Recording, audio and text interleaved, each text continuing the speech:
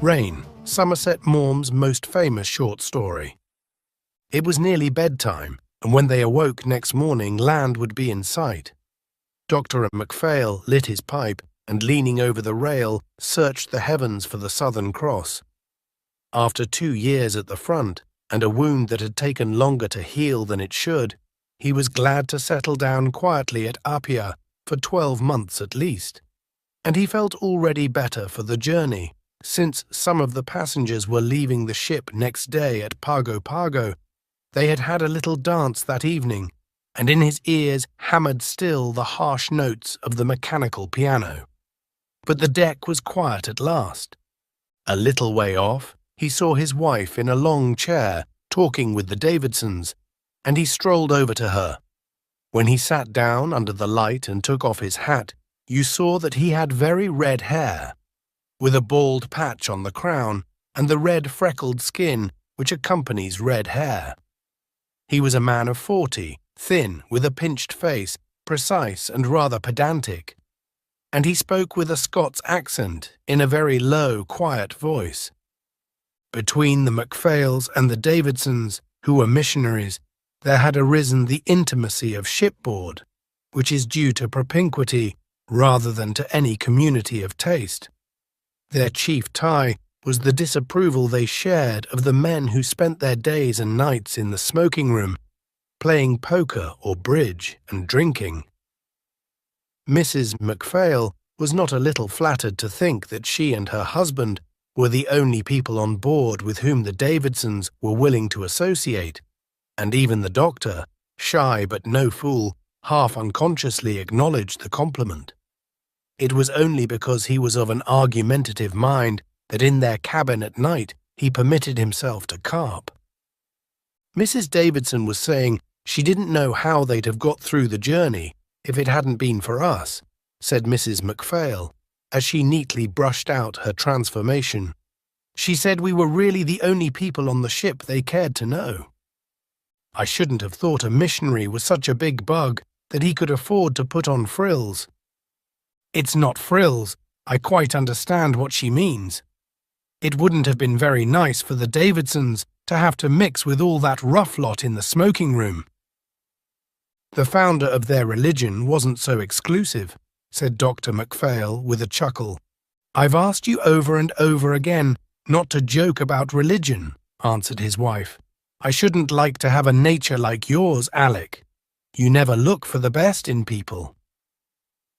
He gave her a sidelong glance with his pale blue eyes, but did not reply.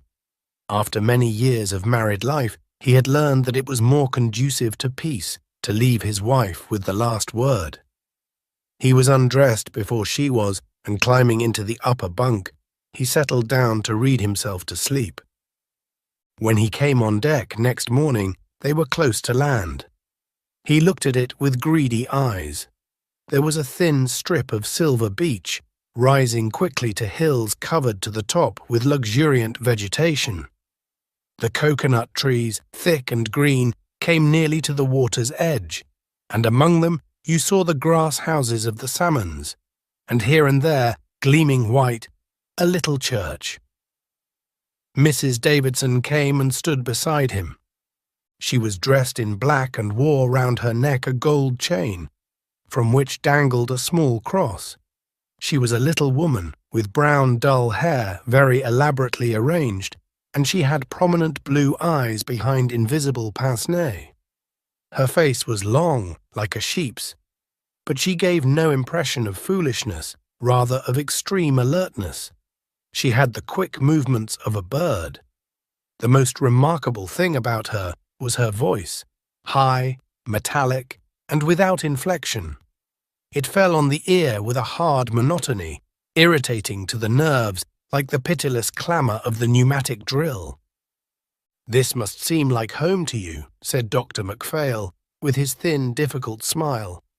Ours are low islands, you know, not like these. Coral. These are volcanic.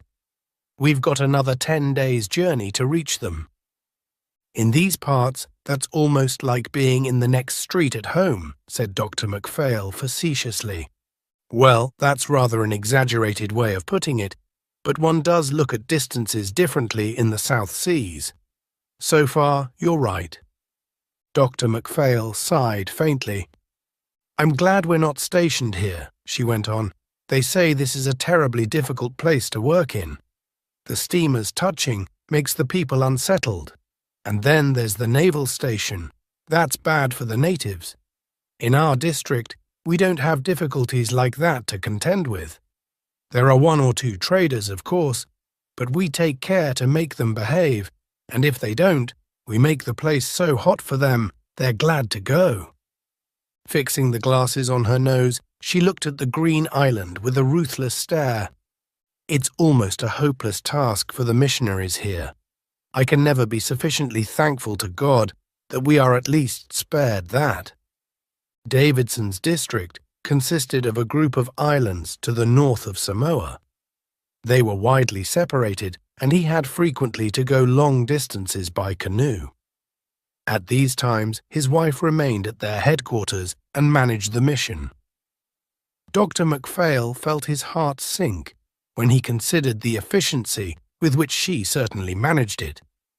She spoke of the depravity of the natives in a voice which nothing could hush, but with a vehemently unctuous horror. Her sense of delicacy was singular. Early in their acquaintance, she had said to him, "You know, their marriage customs when we first settled in the islands were so shocking that I couldn't possibly describe them to you. But I'll tell Mrs. MacPhail and she'll tell you." Then he had seen his wife and Mrs. Davidson, their deck chairs close together, in earnest conversation for about 2 hours. As he walked past them backwards and forwards for the sake of exercise, he had heard Mrs. Davidson's agitated whisper, like the distant flow of a mountain torrent, and he saw by his wife's open mouth and pale face that she was enjoying an alarming experience.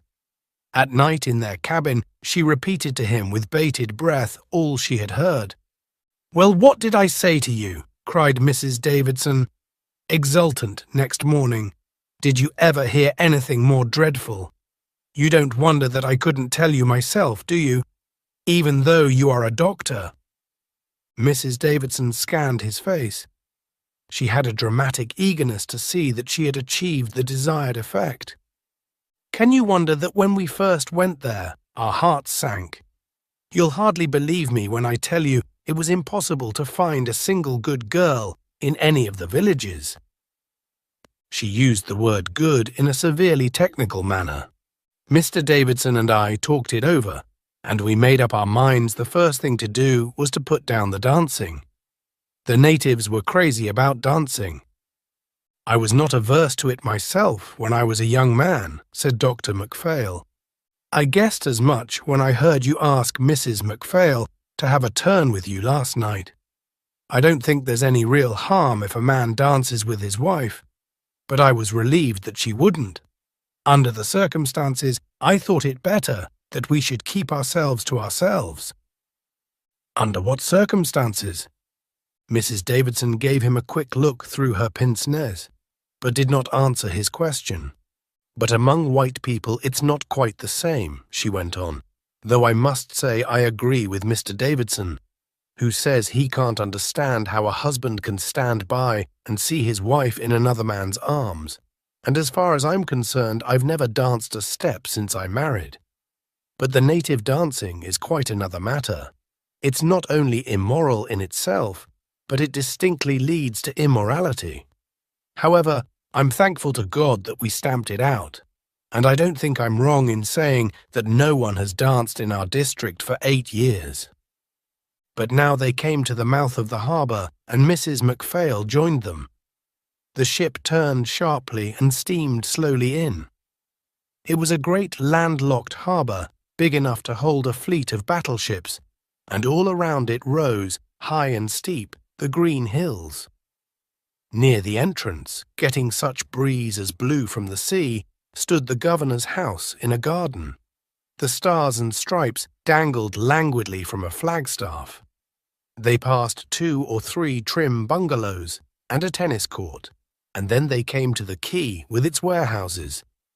Mrs. Davidson pointed out the schooner. moored 200 or 300 yards from the side, which was to take them to Apia. There was a crowd of eager, noisy, and good-humoured natives come from all parts of the island, some from curiosity, others to barter with the travellers on their way to Sydney, and they brought pineapples and huge bunches of bananas, tapa cloths, necklaces of shells or shark's teeth, caver bowls, and models of war canoes. American sailors, neat and trim, clean-shaven and frank of face, sauntered among them, and there was a little group of officials. While their luggage was being landed, the MacPhails and Mrs. Davidson watched the crowd. Dr. MacPhail looked at the yaws from which most of the children and the young boys seemed to suffer, disfiguring sores like torpid ulcers, and his professional eyes glistened when he saw for the first time in his experience cases of elephantiasis, men going about with a huge heavy arm or dragging along a grossly disfigured leg. Men and women wore the lava. "It's a very indecent costume," said Mrs. Davidson. "Mr. Davidson thinks it should be prohibited by law. How can you expect people to be moral when they wear nothing but a strip of red cotton round their loins?" "It's suitable enough to the climate," said the doctor, wiping the sweat off his head. Now that they were on land, the heat, though it was so early in the morning, was already oppressive. Closed in by its hills, not a breath of air came in to Pago Pago. "In our islands," Mrs. Davidson went on in her high-pitched tones, "we've practically eradicated the lava. A few old men still continue to wear it, but that's all. The women have all taken to the Mother Hubbard, and the men wear trousers and singlets.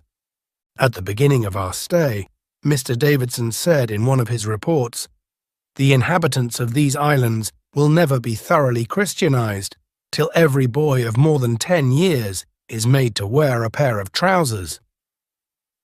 But Mrs. Davidson had given 2 or 3 of her bird-like glances at heavy grey clouds that came floating over the mouth of the harbour. A few drops began to fall. "We'd better take shelter," she said. They made their way with all the crowd to a great shed of corrugated iron, and the rain began to fall in torrents. They stood there for some time and then were joined by Mr. Davidson. He had been polite enough to the MacPhails during the journey, but he had not his wife's sociability and had spent much of his time reading. He was a silent, rather sullen man, and you felt that his affability was a duty that he imposed upon himself Christianly. He was by nature reserved and even morose.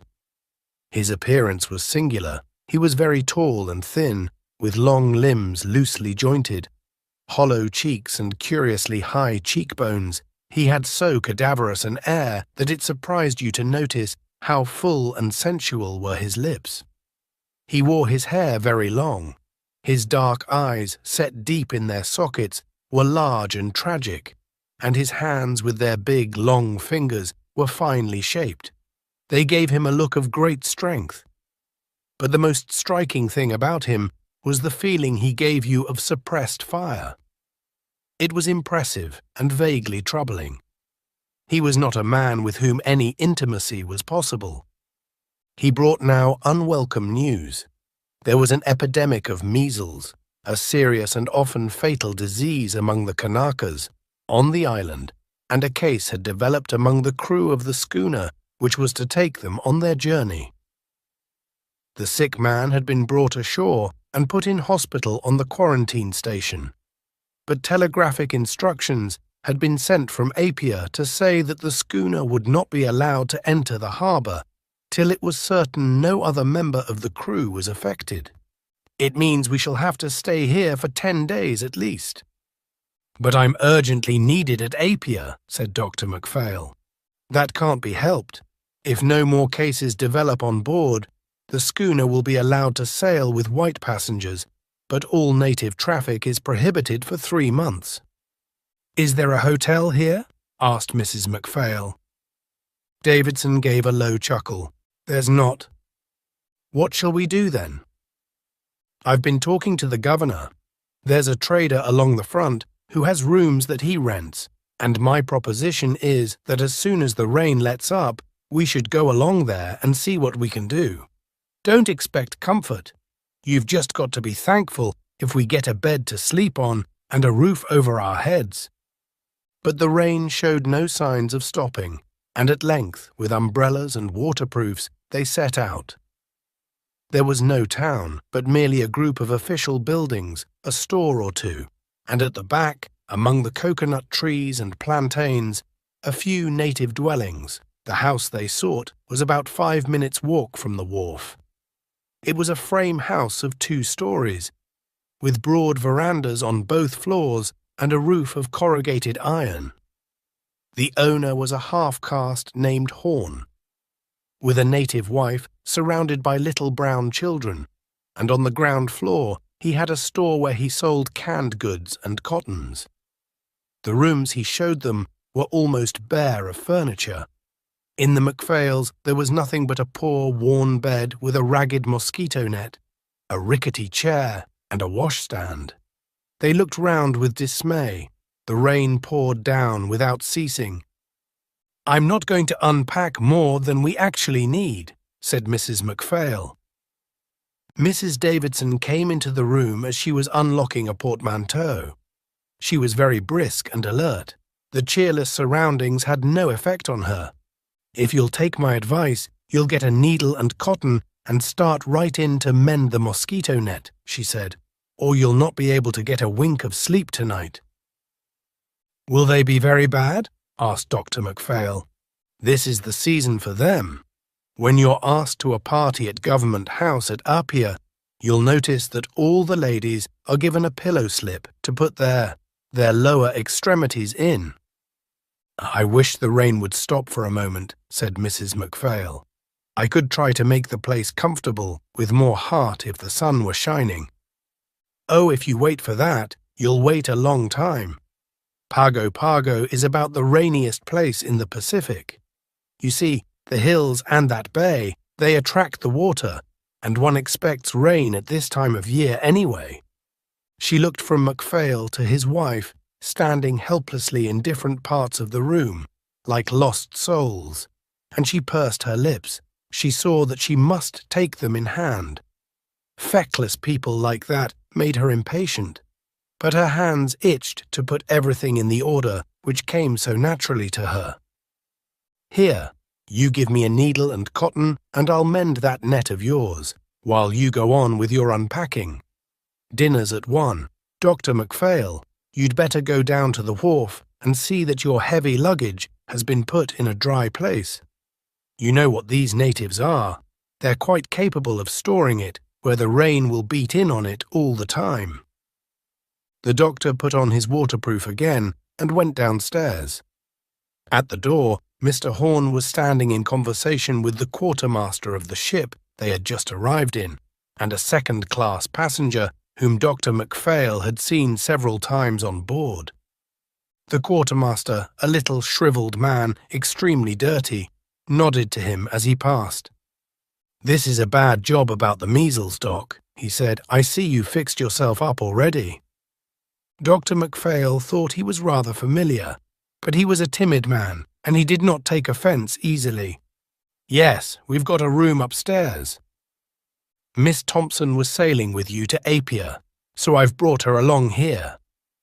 The quartermaster pointed with his thumb to the woman standing by his side. She was 27 perhaps, plump, and in a coarse fashion pretty. She wore a white dress and a large white hat. Her fat calves in white cotton stockings bulged over the tops of long white boots in glass kid. She gave MacPhail an ingratiating smile.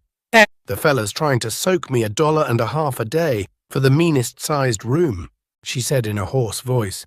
"I tell you, she's a friend of mine, Joe," said the quartermaster. "She can't pay more than $1, and you've sure got to take her for that."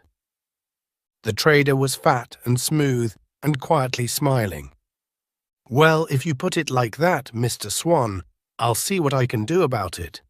I'll talk to Mrs. Horn, and if we think we can make a reduction, we will." "Don't try to pull that stuff with me," said Miss Thompson. "We'll settle this right now. You get $1 a day for the room, and not one bean more." Dr. MacPhail smiled. He admired the effrontery with which she bargained. He was the sort of man who always paid what he was asked. He preferred to be overcharged than to haggle. The trader sighed. "Well, to oblige Mr. Swan, I'll take it." "That's the goods," said Miss Thompson. "Come right in and have a shot of hooch. I've got some real good rye in that grip, if you'll bring it along, Mr. Swan. You come along too, Doctor." "Oh, I don't think I will, thank you," he answered. "I'm just going down to see that our luggage is all right." He stepped out into the rain. It swept in from the opening of the harbour in sheets, and the opposite shore was all blurred. He passed 2 or 3 natives, clad in nothing but the lava, with huge umbrellas over them. They walked finely, with leisurely movements, very upright, and they smiled and greeted him in a strange tongue as they went by. It was nearly dinner time when he got back, and their meal was laid in the trader's parlour. It was a room designed not to live in, but for purposes of prestige, and it had a musty, melancholy air. A suite of stamped plush was arranged neatly round the walls, and from the middle of the ceiling, protected from the flies by yellow tissue paper, hung a gilt chandelier. Davidson did not come. "I know he went to call on the governor," said Mrs. Davidson, "and I guess he's kept him to dinner." A little native girl brought them a dish of hamburger steak, and after a while the trader came up to see that they had everything they wanted. "I see we have a fellow lodger, Mr. Horn," said Dr. MacPhail. "She's taken a room, that's all," answered the trader. "She's getting her own board." He looked at the 2 ladies with an obsequious air. "I put her downstairs so she shouldn't be in the way. She won't be any trouble to you." "Is it someone who was on the boat?" asked Mrs. MacPhail. "Yes, ma'am. She was in the 2nd cabin. She was going to Apia.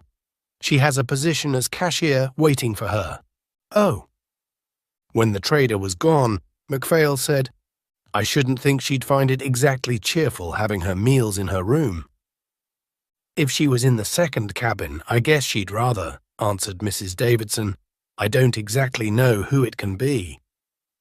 I happened to be there when the quartermaster brought her along. Her name's Thompson."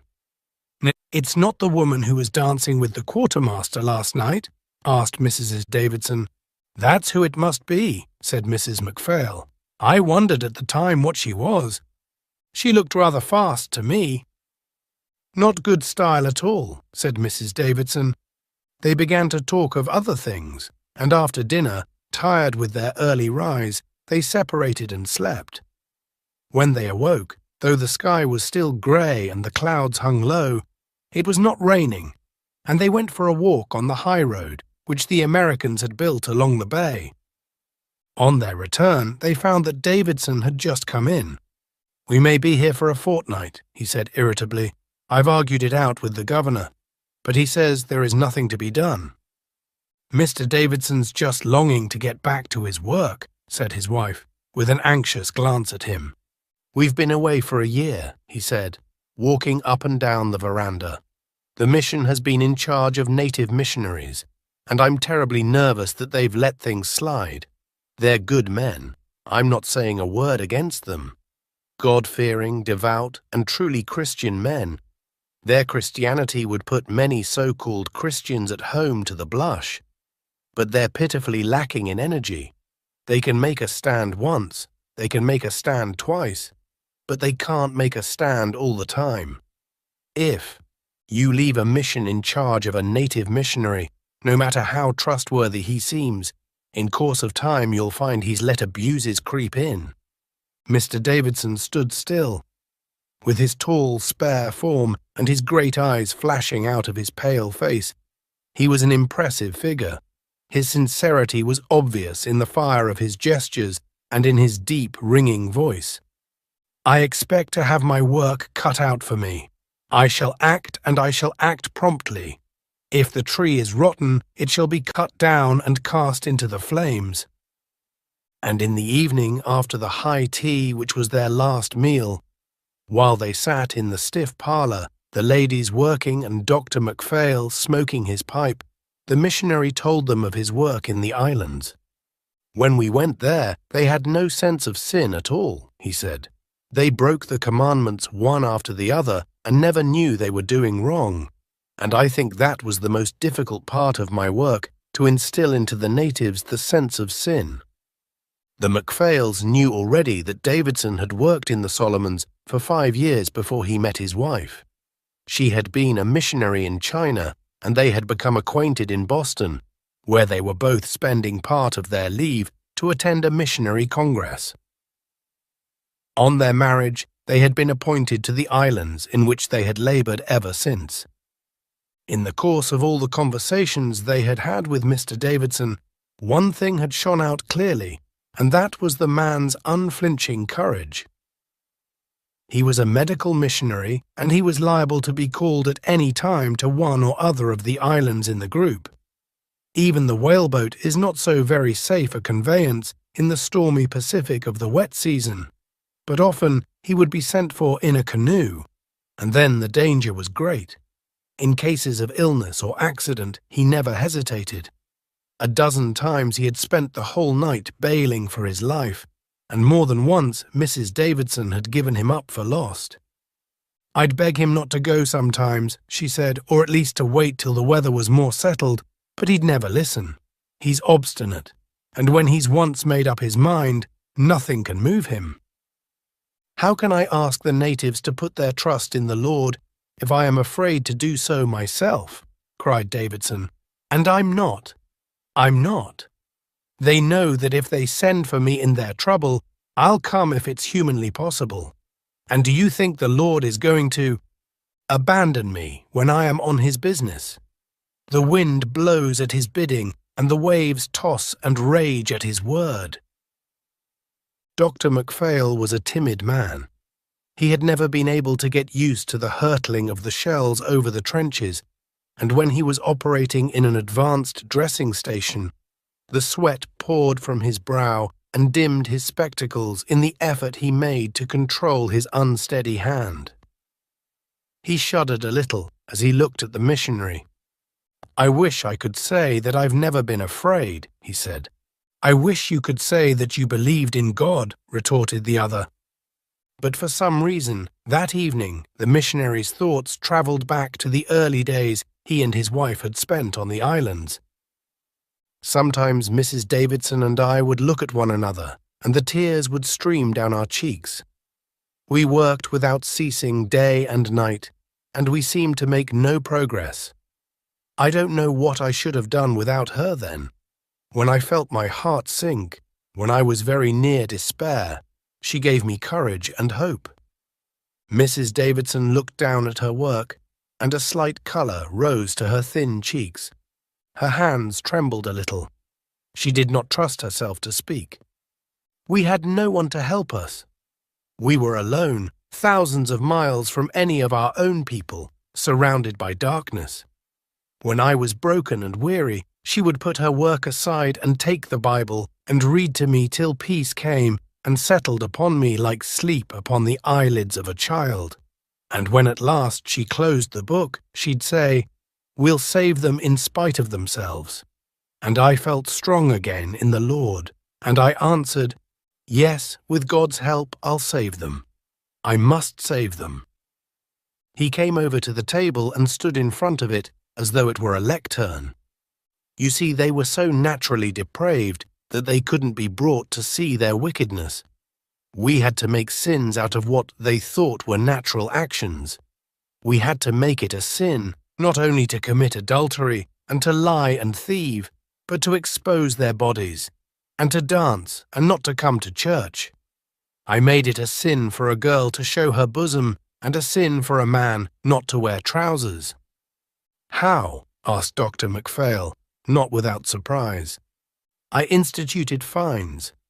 Obviously, the only way to make people realize that an action is sinful is to punish them if they commit it.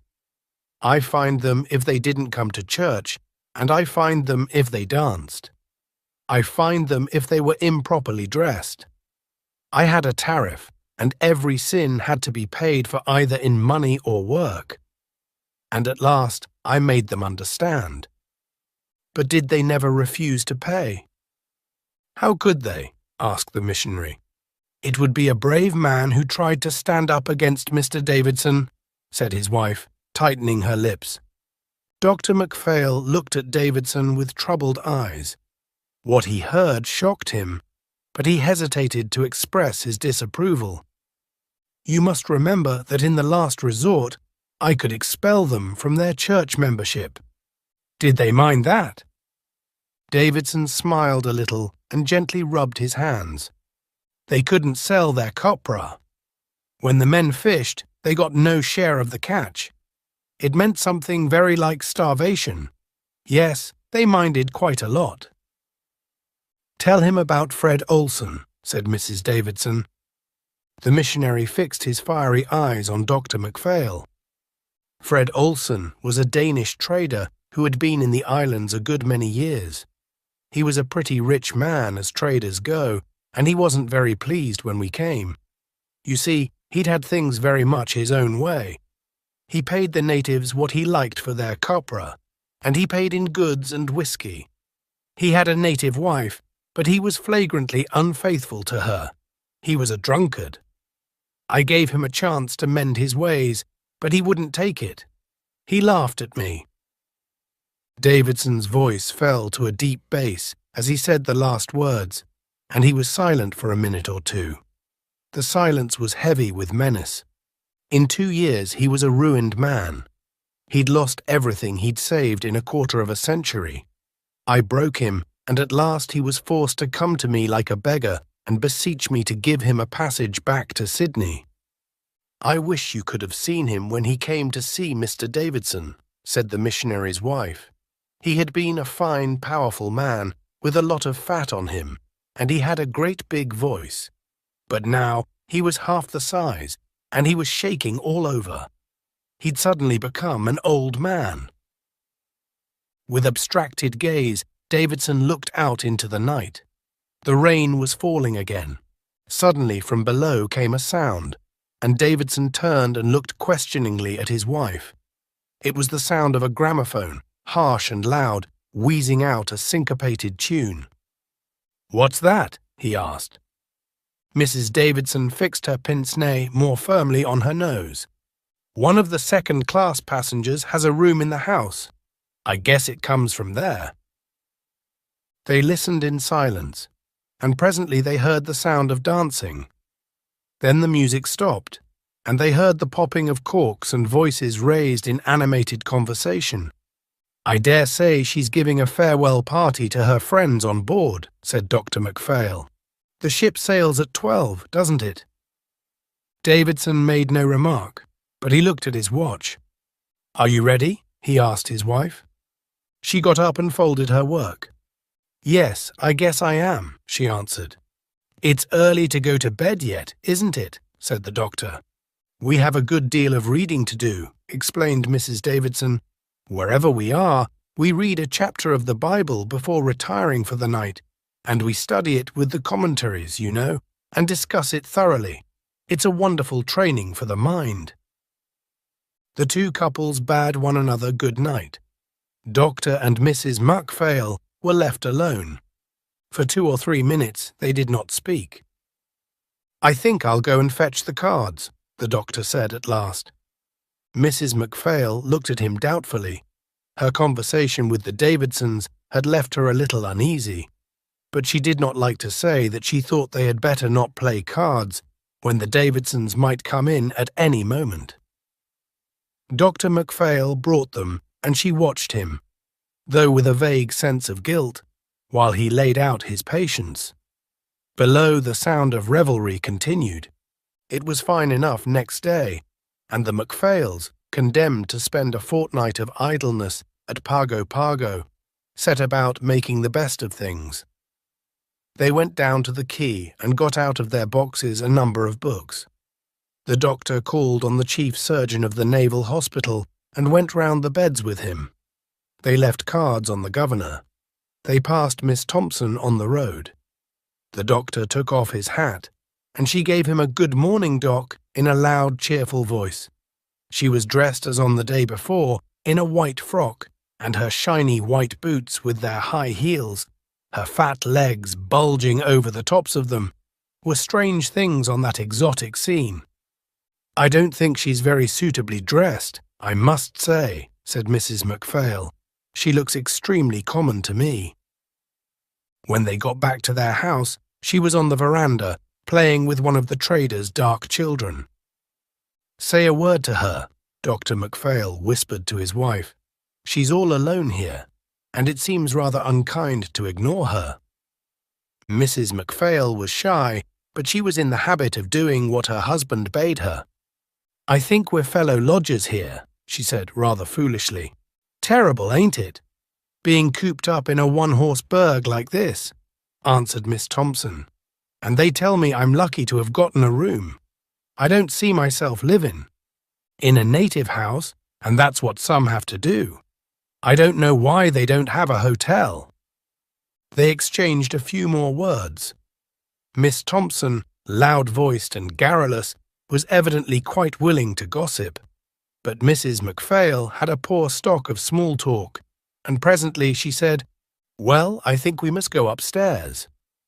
In the evening, when they sat down to their high tea, Davidson, on coming in, said, "I see that woman downstairs has a couple of sailors sitting there.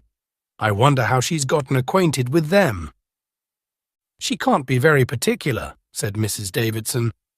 They were all rather tired after the idle, aimless day. "If there's going to be a fortnight of this, I don't know what we shall feel like at the end of it," said Dr. Macphail. "The only thing to do is to portion out the day to different activities," answered the missionary. "I shall set aside a certain number of hours to study and a certain number to exercise, rain or fine. In the wet season you can't afford to pay any attention to the rain, and a certain number to recreation." Dr. Macphail looked at his companion with misgiving. Davidson's program oppressed him. They were eating hamburger steak again. It seemed the only dish the cook knew how to make. Then below, the gramophone began. Davidson started nervously when he heard it, but said nothing. Men's voices floated up. Miss Thompson's guests were joining in a well-known song, and presently they heard her voice too, hoarse and loud. There was a good deal of shouting and laughing. The four people upstairs, trying to make conversation, listened despite themselves to the clink of glasses and the scrape of chairs. More people had evidently come. Miss Thompson was giving a party. "I wonder how she gets them all in," said Mrs. Macphail, suddenly breaking into a medical conversation between the missionary and her husband. It showed whither her thoughts were wandering. The twitch of Davidson's face proved that, though he spoke of scientific things, his mind was busy in the same direction. Suddenly, while the doctor was giving some experience of practice on the Flanders front, rather prosily, he sprang to his feet with a cry. "What's the matter, Alfred?" asked Mrs. Davidson. "Of course, it never occurred to me. She's out of Iwalei." "She can't be. She came on board at Honolulu. It's obvious. And she's carrying on her trade here. Here." He uttered the last word with a passion of indignation. "What's Iwalei?" asked Mrs. Macphail. He turned his gloomy eyes on her, and his voice trembled with horror. "The plague spot of Honolulu, the red light district. It was a blot on our civilization. Iwalei was on the edge of the city. You went down side streets by the harbour, in the darkness, across a rickety bridge, till you came to a deserted road, all ruts and holes, and then suddenly you came out into the light. There was parking room for motors on each side of the road, and there were saloons, tawdry and bright, each one noisy with its mechanical piano, and there were barbers' shops and tobacconists. There was a stir in the air and a sense of expectant gaiety. You turned down a narrow alley, either to the right or to the left, for the road divided Yvelais into two parts, and you found yourself in the district. There were rows of little bungalows, trim and neatly painted in green, and the pathway between them was broad and straight. It was laid out like a garden city. In its respectable regularity, its order and spruceness, it gave an impression of sardonic horror, for never can the search for love have been so systematized and ordered. The pathways were lit by a rare lamp, but they would have been dark except for the lights that came from the open windows of the bungalows. Men wandered about, looking at the women who sat at their windows, reading or sewing, for the most part taking no notice of the passers-by, and like the women they were of all nationalities. There were Americans, sailors from the ships in port, enlisted men off the gunboats, somberly drunk, and soldiers from the regiments, white and black, quartered on the island. There were Japanese, walking in twos and threes, Hawaiians, Chinese in long robes, and Filipinos in preposterous hats. They were silent, and as it were oppressed. Desire is sad. It was the most crying scandal of the Pacific, exclaimed Davidson vehemently. The missionaries had been agitating against it for years, and at last the local press took it up. The police refused to stir. You know their argument. They say that vice is inevitable, and consequently the best thing is to localize and control it. The truth is, they were paid. Paid. They were paid by the saloon keepers, paid by the bullies, paid by the women themselves. At last, they were forced to move. I read about it in the papers that came on board in Honolulu, said Dr. MacPhail. Iwalei, with its sin and shame, ceased to exist on the very day we arrived. The whole population was brought before the justices. I don't know why I didn't understand at once what that woman was. Now you come to speak of it, said Mrs. MacPhail. I remember seeing her come on board only a few minutes before the boat sailed. I remember thinking at the time she was cutting it rather fine. How dare she come here? Cried Davidson indignantly. I'm not going to allow it. He strode towards the door. What are you going to do? Asked MacPhail. What do you expect me to do? I'm going to stop it. I'm not going to have this house turned into... He sought for a word that should not offend the lady's ears. His eyes were flashing, and his pale face was paler still in his emotion. It sounds as though there were 3 or 4 men down there, said the doctor. Don't you think it's rather rash to go in just now? The missionary gave him a contemptuous look, and without a word flung out of the room. You know Mr. Davidson very little if you think the fear of personal danger can stop him in the performance of his duty, said his wife. She sat with her hands nervously clasped, a spot of colour on her high cheekbones, listening to what was about to happen below. They all listened. They heard him clatter down the wooden stairs and throw open the door. The singing stopped suddenly, but the gramophone continued to bray out its vulgar tune. They heard Davidson's voice, and then the noise of something heavy falling. The music stopped. He had hurled the gramophone on the floor. Then again they heard Davidson's voice. They could not make out the words. Then Miss Thompson's, loud and shrill. Then a confused clamour, as though several people were shouting together at the top of their lungs. Mrs. Davidson gave a little gasp, and she clenched her hands more tightly. Dr. MacPhail looked uncertainly from her to his wife. He did not want to go down, but he wondered if they expected him to. Then there was something that sounded like a scuffle. The noise now was more distinct. It might be that Davidson was being thrown out of the room. The door was slammed. There was a moment's silence, and they heard Davidson come up the stairs again. He went to his room. I think I'll go to him, said Mrs. Davidson. She got up and went out. If you want me, just call, said Mrs. MacPhail. And then when the other was gone, I hope he isn't hurt. Why couldn't he mind his own business? Said Dr. MacPhail. They sat in silence for a minute or two, and then they both started, for the gramophone began to play once more, defiantly, and mocking voices shouted hoarsely the words of an obscene song. Next day, Mrs. Davidson was pale and tired. She complained of headache, and she looked old and wizened. She told Mrs. Macphail that the missionary had not slept at all. He had passed the night in a state of frightful agitation, and at 5 had got up and gone out.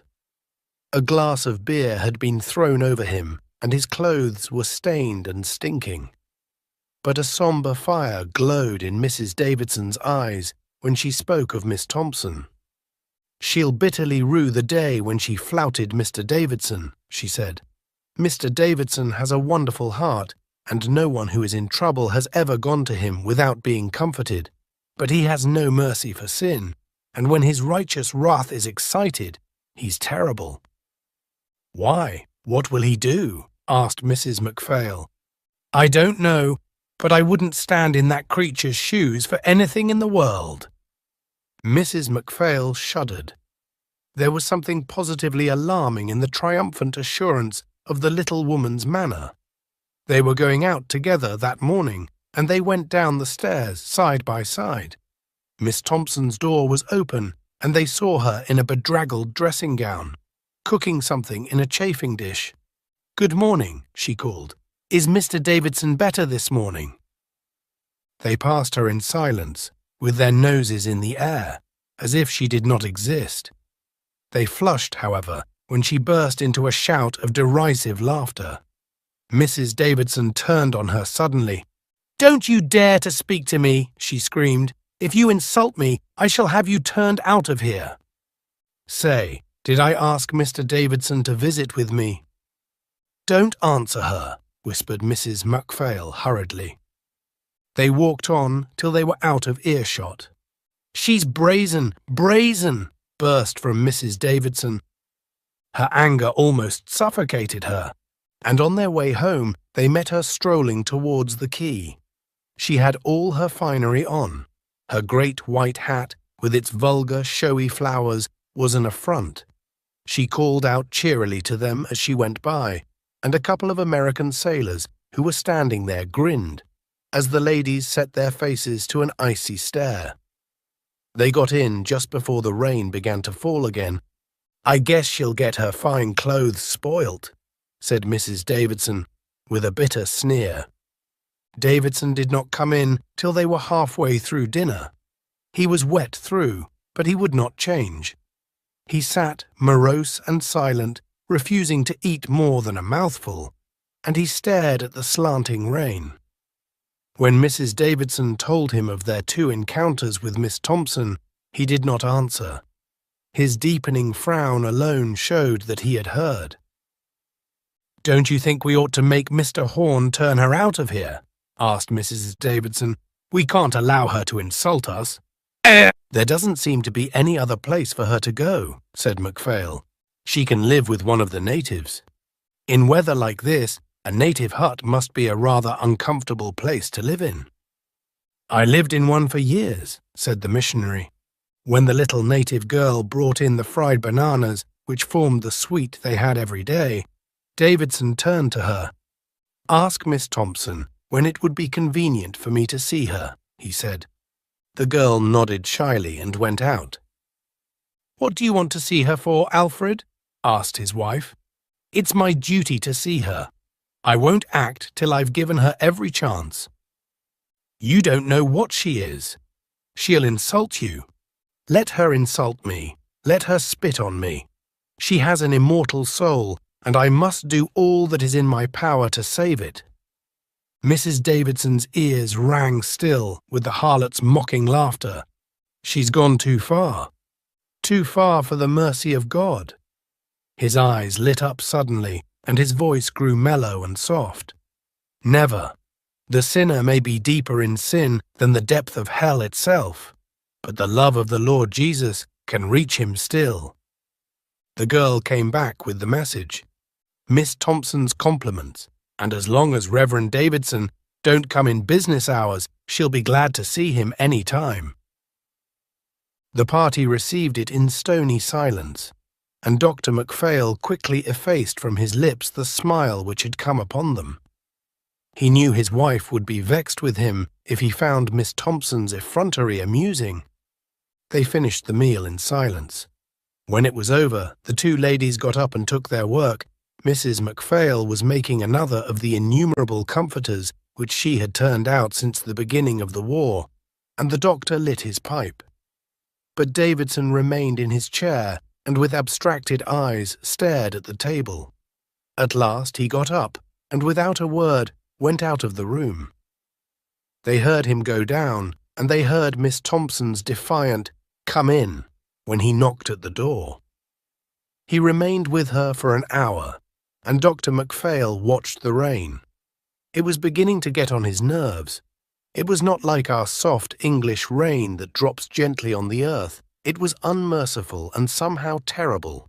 You felt in it the malignancy of the primitive powers of nature. It did not pour, it flowed. It was like a deluge from heaven, and it rattled on the roof of corrugated iron with a steady persistence that was maddening. It seemed to have a fury of its own, and sometimes you felt that you must scream if it did not stop, and then suddenly you felt powerless, as though your bones had suddenly become soft, and you were miserable and hopeless. Macphail turned his head when the missionary came back. The two women looked up. "I've given her every chance. I have exhorted her to repent. She is an evil woman." He paused, and Dr. Macphail saw his eyes darken and his pale face grow hard and stern. "Now I shall take the whips with which the Lord Jesus drove the usurers and the money changers out of the temple of the Most High." He walked up and down the room. His mouth was close set, and his black brows were frowning. "If she fled to the uttermost parts of the earth, I should pursue her." With a sudden movement, he turned round and strode out of the room. They heard him go downstairs again. "What is he going to do?" asked Mrs. Macphail. "I don't know." Mrs. Davidson took off her pince-nez and wiped them. "When he is on the Lord's work, I never ask him questions." She sighed a little. "What is the matter?" "He'll wear himself out. He doesn't know what it is to spare himself." Dr. Macphail learnt the first results of the missionaries' activity from the half-caste trader in whose house they lodged. He stopped the doctor when he passed the store and came out to speak to him on the stoop. His fat face was worried. "The Reverend Davidson has been at me for letting Miss Thompson have a room here," he said, "but I didn't know what she was when I rented it to her. When people come and ask if I can rent them a room, all I want to know is if they've the money to pay for it, and she paid me for hers a week in advance." Dr. Macphail did not want to commit himself. "When all's said and done, it's your house. We're very much obliged to you for taking us in at all."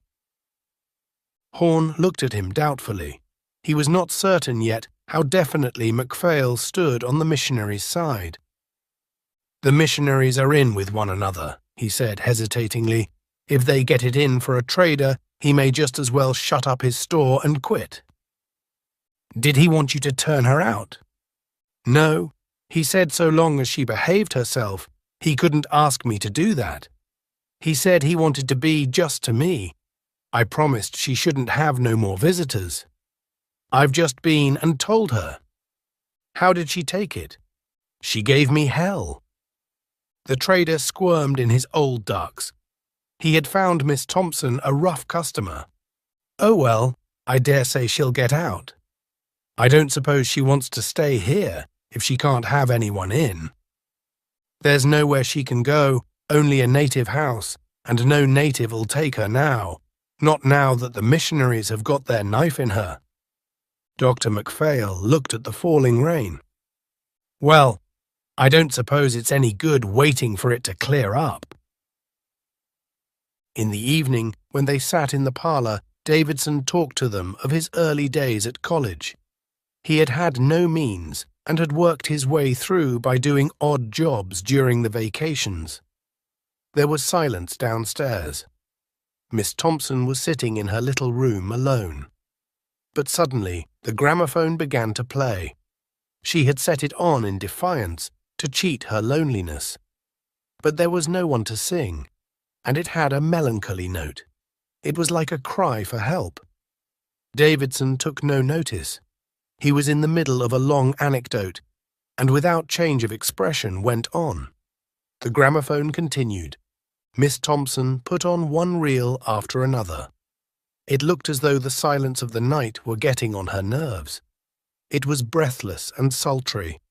When the MacPhails went to bed, they could not sleep. They lay side by side with their eyes wide open, listening to the cruel singing of the mosquitoes outside their curtain.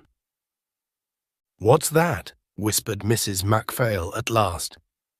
They heard a voice, Davidson's voice, through the wooden partition. It went on with a monotonous, earnest insistence.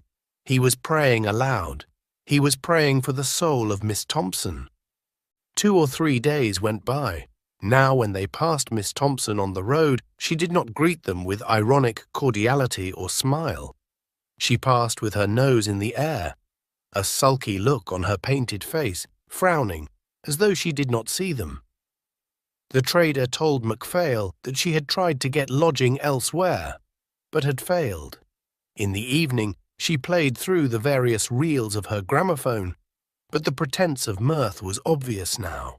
The ragtime had a cracked, heartbroken rhythm, as though it were a one-step of despair. When she began to play on Sunday, Davidson sent Horn to beg her to stop at once, since it was the Lord's Day. The reel was taken off, and the house was silent, except for the steady pattering of the rain on the iron roof. "I think she's getting a bit worked up," said the trader next day to MacPhail. "She don't know what Mr. Davidson's up to, and it makes her scared." MacPhail had caught a glimpse of her that morning, and it struck him that her arrogant expression had changed. There was in her face a hunted look. The half-caste gave him a sidelong glance. "I suppose you don't know what Mr. Davidson is doing about it," he hazarded. "No, I don't." It was singular that Horn should ask him that question, for he also had the idea that the missionary was mysteriously at work. He had an impression that he was weaving a net around the woman, carefully, systematically, and suddenly, when everything was ready, would pull the strings tight.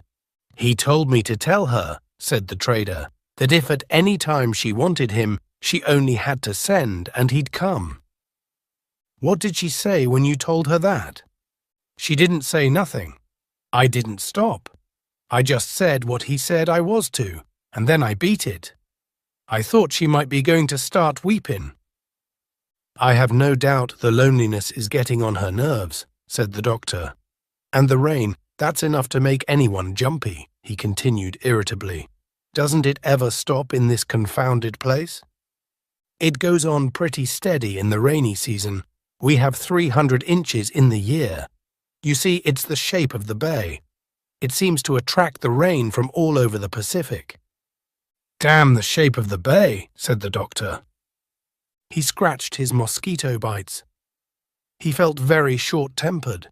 When the rain stopped and the sun shone, it was like a hothouse, seething, humid, sultry, breathless, and you had a strange feeling that everything was growing with a savage violence. The natives, blithe and childlike by reputation, seemed then, with their tattooing and their dyed hair, to have something sinister in their appearance, and when they pattered along at your heels with their naked feet, you looked back instinctively.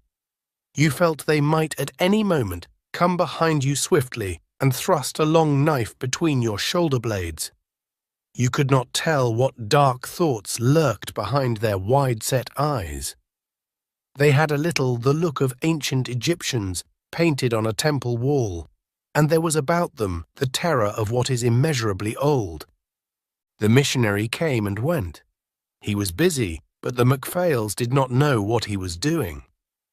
Horn told the doctor that he saw the governor every day, and once Davidson mentioned him.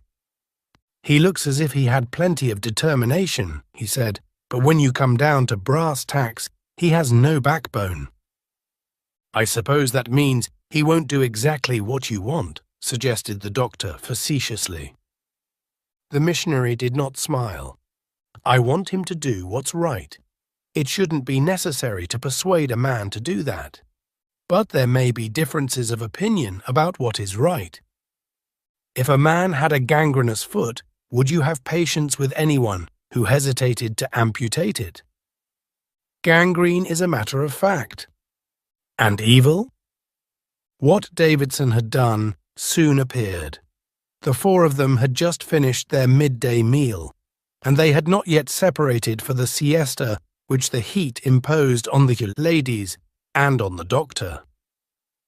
Davidson had little patience with the slothful habit. The door was suddenly flung open and Miss Thompson came in. She looked round the room and then went up to Davidson. "You low-down skunk, what have you been saying about me to the governor?" She was spluttering with rage. There was a moment's pause. Then the missionary drew forward a chair. "Won't you be seated, Miss Thompson? I've been hoping to have another talk with you. You poor low-life bastard." She burst into a torrent of insult, foul and insolent. Davidson kept his grave eyes on her. "I'm indifferent to the abuse you think fit to heap on me, Miss Thompson," he said, "but I must beg you to remember that ladies are present." Tears by now were struggling with her anger. Her face was red and swollen, as though she were choking. "What has happened?" asked Dr. MacPhail. "A fella's just been in here, and he says I gotta beat it on the next boat." Was there a gleam in the missionary's eyes? His face remained impassive. "You could hardly expect the governor to let you stay here under the circumstances." "You done it," she shrieked. "You can't kid me. You done it." "I don't want to deceive you. I urge the governor to take the only possible step consistent with his obligations." "Why couldn't you leave me be? I wasn't doing you no harm." "You may be sure that if you had, I should be the last man to resent it. Do you think I want to stay on in this poor imitation of a burg? I don't look no busher, do I?" "In that case, I don't see what cause of complaint you have," he answered. She gave an inarticulate cry of rage and flung out of the room. There was a short silence. "It's a relief to know that the governor has acted at last," said Davidson finally. "He's a weak man and he shilly-shallied. He said she was only here for a fortnight anyway. And if she went on to Apia, that was under British jurisdiction and had nothing to do with him." The missionary sprang to his feet and strode across the room. "It's terrible the way the men who are in authority seek to evade their responsibility. They speak as though evil that was out of sight ceased to be evil. The very existence of that woman is a scandal, and it does not help matters to shift it to another of the islands. In the end, I had to speak straight from the shoulder." Davidson's brow lowered, and he protruded his firm chin. He looked fierce and determined. "What do you mean by that?" "Our mission is not entirely without influence at Washington. I pointed out to the governor that it wouldn't do him any good if there was a complaint about the way he managed things here." "When has she got to go?" asked the doctor, after a pause. "The San Francisco boat is due here from Sydney next Tuesday. She's to sail on that." That was in 5 days' time. It was next day, when he was coming back from the hospital, where for want of something better to do, MacPhail spent most of his mornings, that the half-caste stopped him as he was going upstairs. "Excuse me, Dr. MacPhail, Miss Thompson's sick. Will you have a look at her?" "Certainly." Horn led him to her room. She was sitting in a chair idly, neither reading nor sewing, staring in front of her. She wore her white dress and the large hat with the flowers on it. MacPhail noticed that her skin was yellow and muddy under her powder, and her eyes were heavy. "I'm sorry to hear you're not well," he said. "Oh, I ain't sick, really. I just said that because I just had to see you." I've got to clear on a boat that's going to Frisco." She looked at him, and he saw that her eyes were suddenly startled. She opened and clenched her hands spasmodically. The trader stood at the door, listening. "So I understand," said the doctor. She gave a little gulp. "I guess it ain't very convenient for me to go to Frisco just now. I went to see the governor yesterday afternoon, but I couldn't get to him. I saw the secretary, and he told me I'd got to take that boat, and that was all there was to it. I just had to see the governor, so I waited outside his house this morning, and when he come out, I spoke to him. He didn't want to speak to me, I'll say, but I wouldn't let him shake me off. And at last he said he hadn't no objection to my staying here till the next boat to Sydney, if the Reverend Davidson will stand for it." She stopped and looked at Dr. Macphail anxiously. "I don't know exactly what I can do," he said. "Well, I thought maybe you wouldn't mind asking him. I swear to God I won't start anything here if he'll just only let me stay. I won't go out of the house if that'll suit him. It's no more 'n a fortnight." "I'll ask him." "He won't stand for it," said Horn. "He'll have you out on Tuesday, so you may as well make up your mind to it. Tell him I can get work in Sydney. Straight stuff, I mean. 'Tain't asking very much. I'll do what I can. And come and tell me right away, will you? I can't set down to a thing till I get the dope one way or the other." It was not an errand that much pleased the doctor, and characteristically perhaps, he went about it indirectly. He told his wife what Miss Thompson had said to him and asked her to speak to Mrs. Davidson. The missionary's attitude seemed rather arbitrary, and it could do no harm if the girl were allowed to stay in Pago Pago another fortnight. But he was not prepared for the result of his diplomacy. The missionary came to him straightway. "Mrs. Davidson tells me that Thompson has been speaking to you."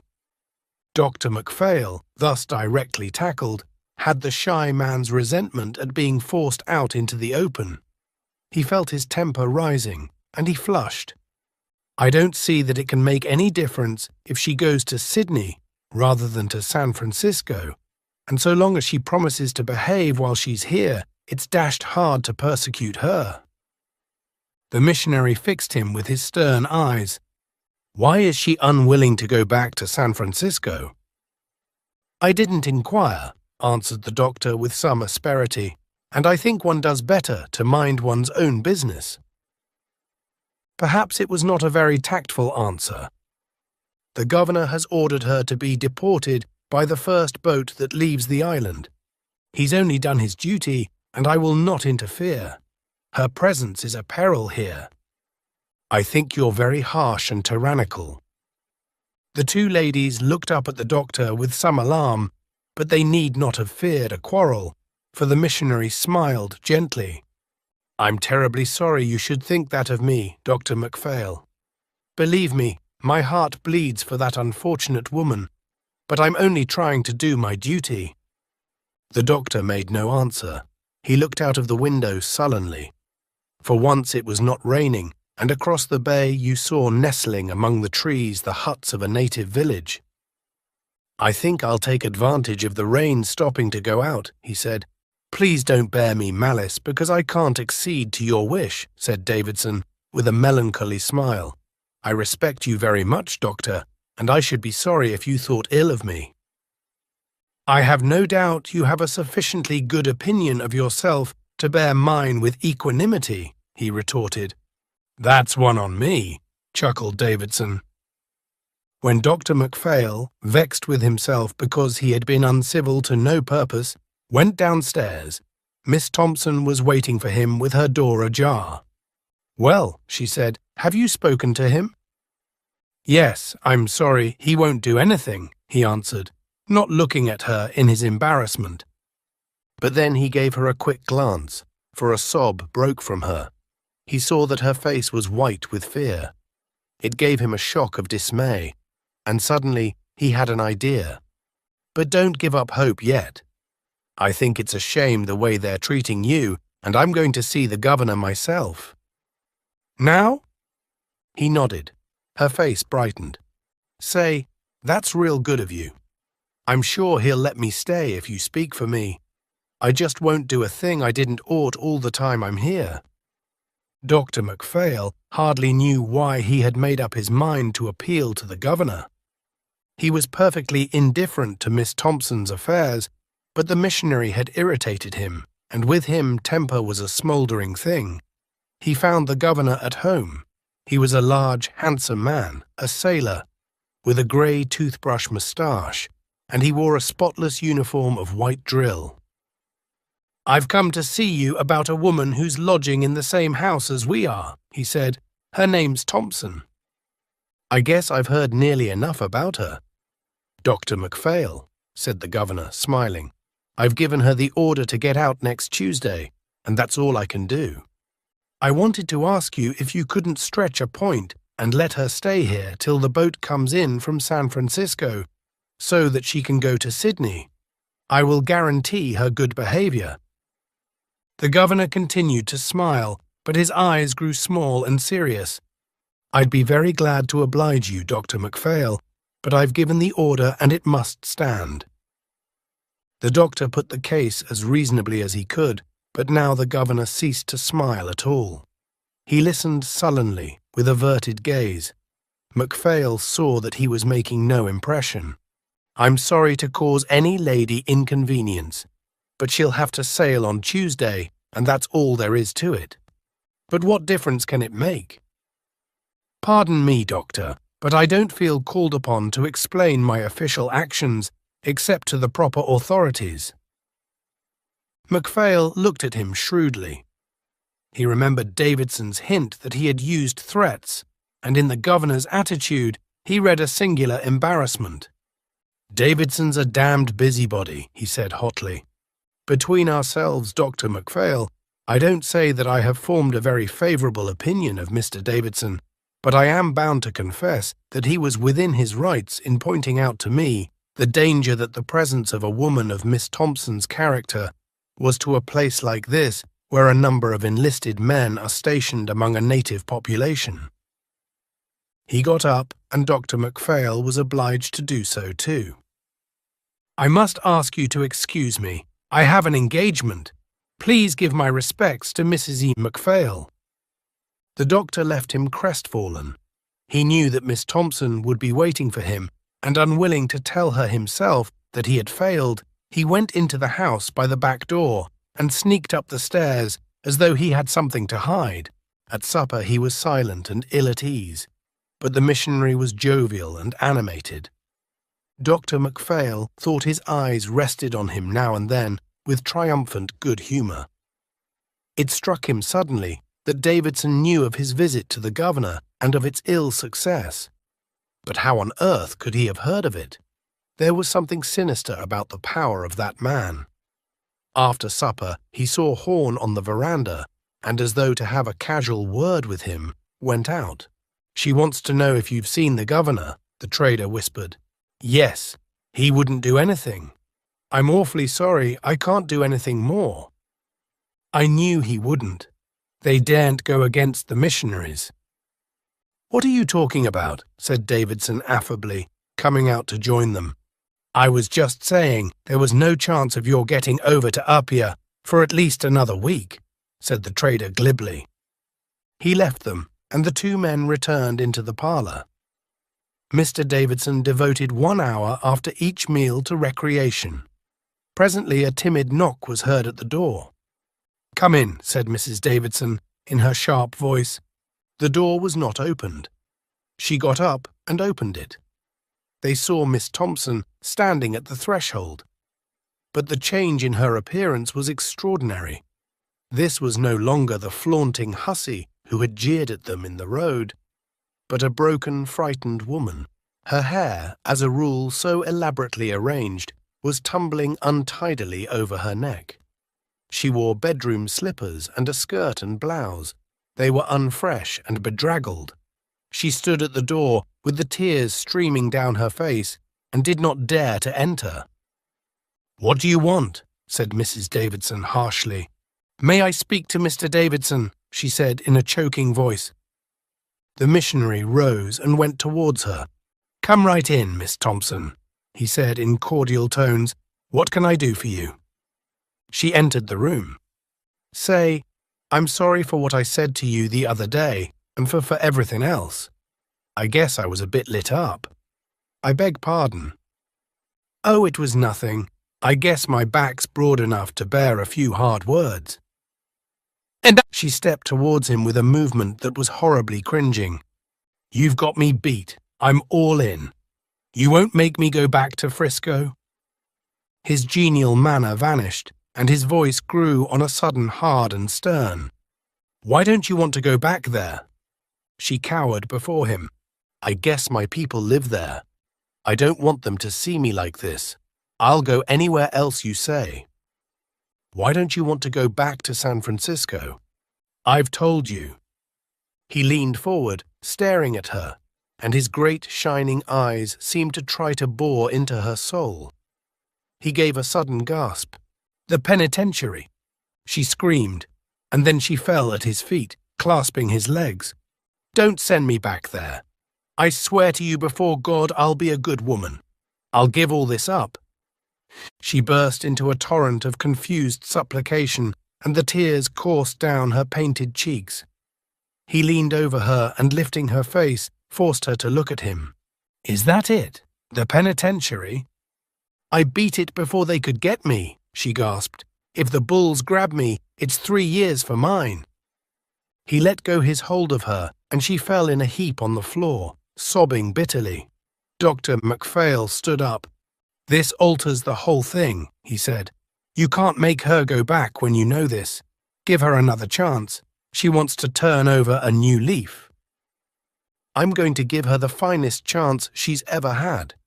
If she repents, let her accept her punishment." She misunderstood the words and looked up. There was a gleam of hope in her heavy eyes. "You'll let me go?" "No. You shall sail for San Francisco on Tuesday." She gave a groan of horror and then burst into low, hoarse shrieks which sounded hardly human, and she beat her head passionately on the ground.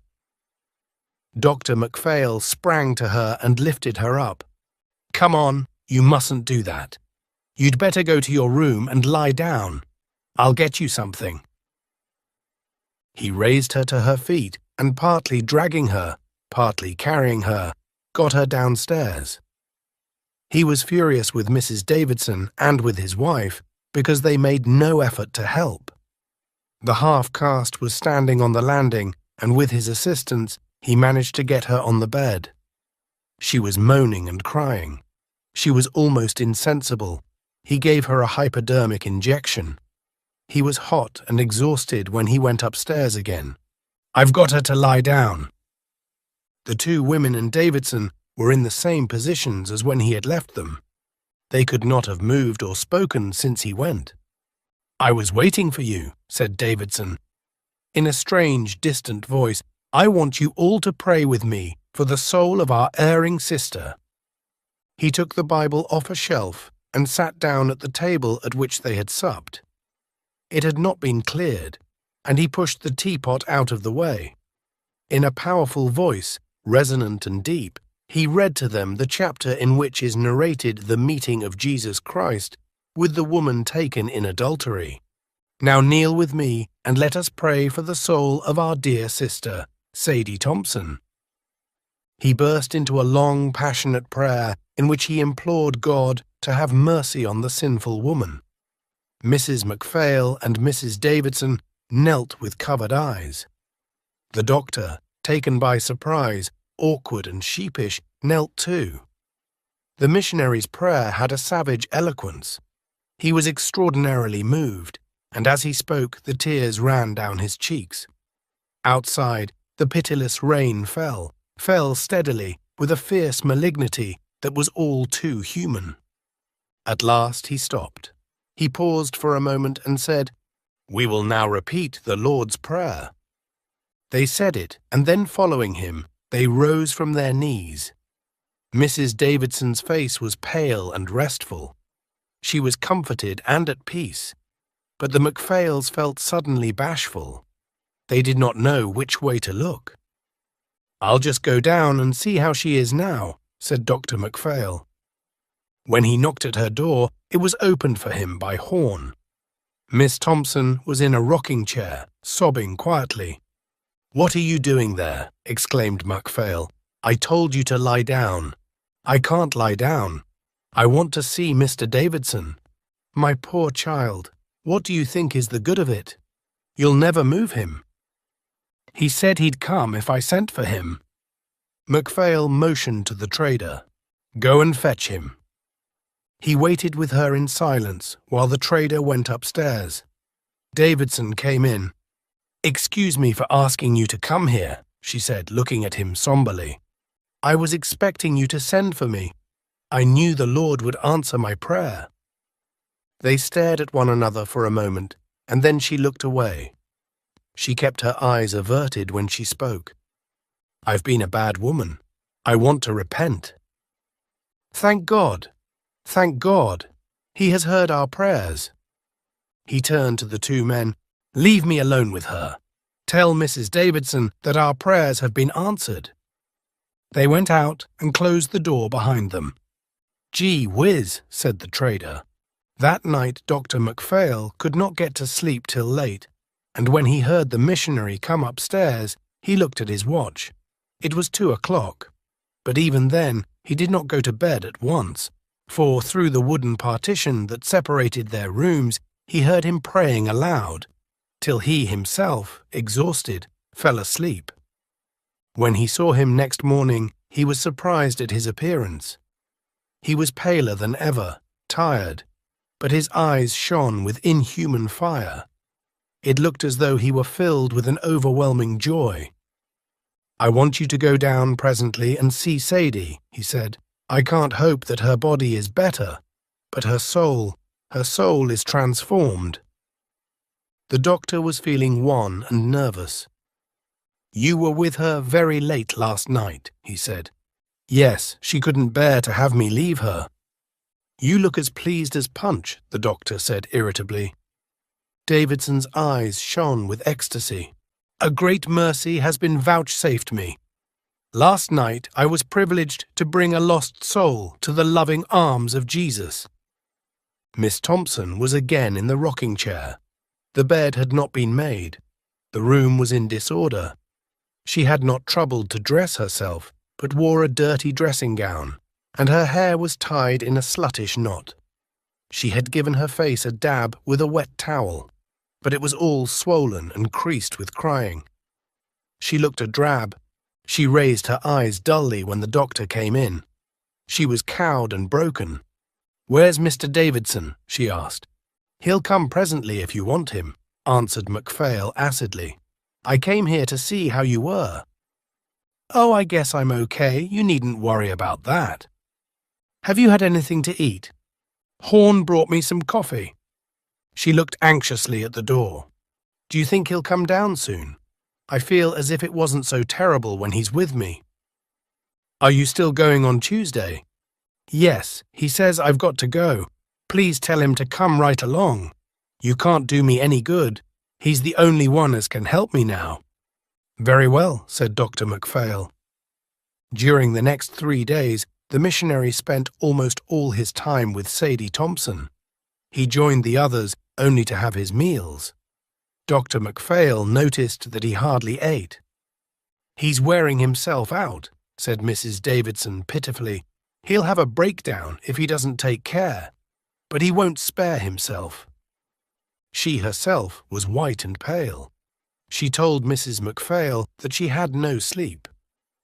When the missionary came upstairs from Miss Thompson, he prayed till he was exhausted, but even then he did not sleep for long. After an hour or two, he got up and dressed himself, and went for a tramp along the bay. He had strange dreams. "This morning he told me that he'd been dreaming about the mountains of Nebraska," said Mrs. Davidson. "That's curious," said Dr. Macphail. He remembered seeing them from the windows of the train when he crossed America. They were like huge molehills, rounded and smooth, and they rose from the plain abruptly. Dr. Macphail remembered how it struck him that they were like a woman's breasts. Davidson's restlessness was intolerable even to himself, but he was buoyed up by a wonderful exhilaration. He was tearing out by the roots the last vestiges of sin that lurked in the hidden corners of that poor woman's heart. He read with her and prayed with her. "It's wonderful," he said to them one day at supper. "It's a true rebirth. Her soul, which was black as night, is now pure and white, like the new fallen snow. I am humble and afraid. Her remorse for all her sins is beautiful. I am not worthy to touch the hem of her garment." "Have you the heart to send her back to San Francisco?" said the doctor. 3 years in an American prison. I should have thought you might have saved her from that." "Ah, but don't you see? It's necessary. Do you think my heart doesn't bleed for her? I love her as I love my wife and my sister. All the time that she is in prison, I shall suffer all the pain that she suffers." "Bunkum," cried the doctor impatiently, "you don't understand because you're blind. She's sinned, and she must suffer. I know what she'll endure. She'll be starved and tortured and humiliated. I want her to accept the punishment of man as a sacrifice to God. I want her to accept it joyfully. She has an opportunity which is offered to very few of us. God is very good and very merciful." Davidson's voice trembled with excitement. He could hardly articulate the words that tumbled passionately from his lips. "All day I pray with her, and when I leave her I pray again. I pray with all my might and main, so that Jesus may grant her this great mercy. I want to put in her heart the passionate desire to be punished, so that at the end, even if I offered to let her go, she would refuse. I want her to feel that the bitter punishment of prison is the thank offering that she places at the feet of our blessed Lord, who gave his life for her." The days passed slowly. The whole household, latent on the wretched, tortured woman downstairs, lived in a state of unnatural excitement. She was like a victim that was being prepared for the savage rites of a bloody idolatry. Her terror numbed her. She could not bear to let Davidson out of her sight. It was only when he was with her that she had courage, and she hung upon him with a slavish dependence. She cried a great deal, and she read the Bible and prayed. Sometimes she was exhausted and apathetic. Then she did indeed look forward to her ordeal, for it seemed to offer an escape, direct and concrete, from the anguish she was enduring. She could not bear much longer the vague terrors which now assailed her. With her sins she had put aside all personal vanity, and she slopped about her room, unkempt and dishevelled, in her tawdry dressing gown. She had not taken off her nightdress for 4 days, nor put on stockings. Her room was littered and untidy. Meanwhile the rain fell with a cruel persistence. You felt that the heavens must at last be empty of water, but still it poured down, straight and heavy, with a maddening iteration, on the iron roof. Everything was damp and clammy. There was mildew on the walls and on the boots that stood on the floor. Through the sleepless nights the mosquitoes droned their angry chant. "If it would only stop raining for a single day, it wouldn't be so bad," said Dr. MacPhail. They all looked forward to the Tuesday when the boat for San Francisco was to arrive from Sydney. The strain was intolerable. So far as Dr. MacPhail was concerned, his pity and his resentment were alike extinguished by his desire to be rid of the unfortunate woman. The inevitable must be accepted. He felt he would breathe more freely when the ship had sailed. Sadie Thompson was to be escorted on board by a clerk in the governor's office. This person called on the Monday evening and told Miss Thompson to be prepared at 11 in the morning. Davidson was with her. "I'll see that everything is ready. I mean to come on board with her myself." Miss Thompson did not speak. When Dr. MacPhail blew out his candle and crawled cautiously under his mosquito curtains, he gave a sigh of relief. "Well," Thank God that's over. By this time tomorrow she'll be gone. Mrs. Davidson will be glad too. She says he's wearing himself to a shadow, said Mrs. MacPhail. She's a different woman. Who? Sadie. I should never have thought it possible. It makes one humble. Dr. MacPhail did not answer, and presently he fell asleep. He was tired out, and he slept more soundly than usual. He was awakened in the morning by a hand placed on his arm, and, starting up, saw Horn by the side of his bed. The trader put his finger on his mouth to prevent any exclamation from Dr. MacPhail and beckoned to him to come. As a rule he wore shabby ducks, but now he was barefoot and wore only the lava of the natives. He looked suddenly savage, and Dr. MacPhail, getting out of bed, saw that he was heavily tattooed. Horn made him a sign to come onto the veranda. Dr. MacPhail got out of bed and followed the trader out. "Don't make a noise," he whispered. "You're wanted. Put on a coat and some shoes. Quick." Dr. MacPhail's first thought was that something had happened to Miss Thompson. "What is it? Shall I bring my instruments?" "Hurry, please, hurry." Dr. MacPhail crept back into the bedroom, put on a waterproof over his pajamas and a pair of rubber-soled shoes. He rejoined the trader, and together they tiptoed down the stairs. The door leading out to the road was open, and at it were standing half a dozen natives. "What is it?" repeated the doctor.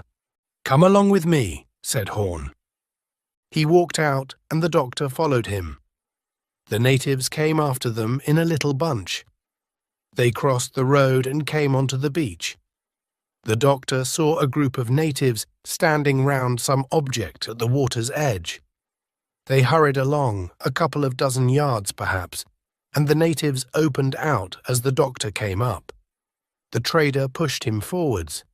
Then he saw, lying half in the water and half out, a dreadful object, the body of Davidson. Dr. MacPhail bent down. He was not a man to lose his head in an emergency, and turned the body over. The throat was cut from ear to ear, and in the right hand was still the razor with which the deed was done. "He's quite cold," said the doctor. "He must have been dead some time." "One of the boys saw him lying there on his way to work just now and came and told me. Do you think he did it himself?" "Yes. Someone ought to go for the police." Horn said something in the native tongue, and two youths started off. "We must leave him here till they come," said the doctor.